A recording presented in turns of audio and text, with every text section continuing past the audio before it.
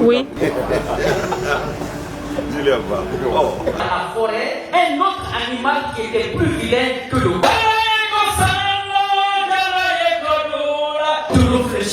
Oui, car monsieur le ministre.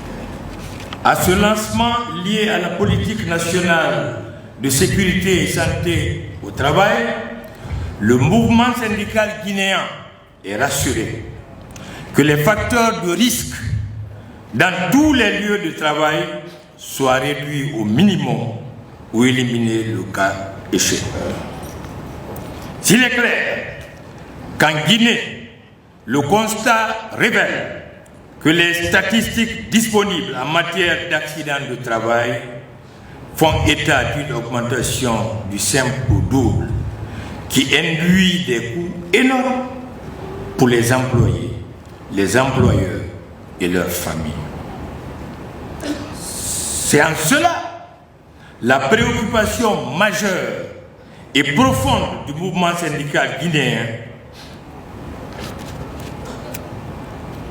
par rapport à ce risque fortement important sur les travailleurs et pensant que ce lancement permettra de les mettre hors du danger, comme l'adage le dit, un esprit sain dans un corps sain.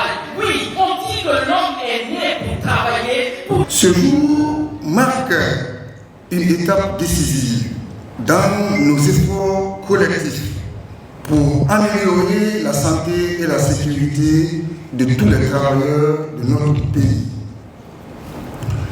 Pendant de nombreuses années, le document précédent, datant de 1998, a guidé nos actions.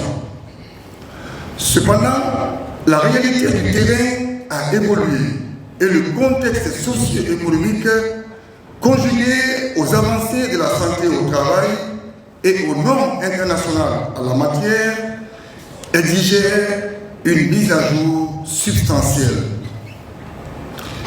Ce nouveau document, fruit d'un travail de longue haleine et d'une réflexion approfondie, répond à ces exigences. Ce document fixe des objectifs ambitieux en visant à améliorer la prévention des risques professionnels, à renforcer les systèmes de surveillance et à promouvoir une culture de santé et de sécurité au travail. Il s'attache aussi à intégrer les réalités des secteurs formels, informels, mais aussi de l'administration publique, garantissant ainsi l'inclusion de tous les travailleurs guinéens. De réfléchir, oui, car monsieur le ministre, la bouche dans laquelle sort la parole, lorsque vous mettez... C'est un honneur pour moi ce matin d'être avec vous pour vous présenter la vision adoptée par le gouvernement en octobre 2024. Une vision qui traduit l'engagement du gouvernement de la République de Guinée à faire en sorte que la question de la sécurité et de la santé au travail soit parmi les priorités de l'action gouvernementale et que la culture de la santé et sécurité au travail soit une culture intégrée dans le quotidien des travailleurs, des employeurs et de tous les acteurs. Le gouvernement, sous l'impulsion de son Excellence, Monsieur le Président de la République, a inscrit la sécurité et la santé des travailleurs parmi les priorités stratégiques.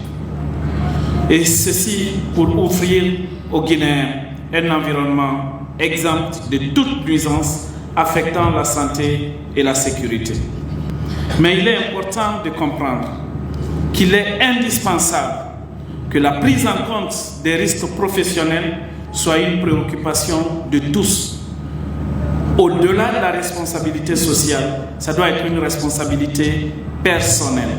C'est pour cela, au niveau du secteur public, nous avons décidé d'intégrer désormais la question de la santé et sécurité au travail. Les points focaux sont aujourd'hui désignés dans tous les départements ministériels, des formations ont commencé, mais également l'une des innovations, désormais, tous nouveau fonctionnaire sera doté d'un carnet médical. Document de 60 les panels. Merci également à M. le directeur général de la Caisse nationale de sécurité sociale, ici présent parmi nous. Bienvenue, ainsi qu'à toutes les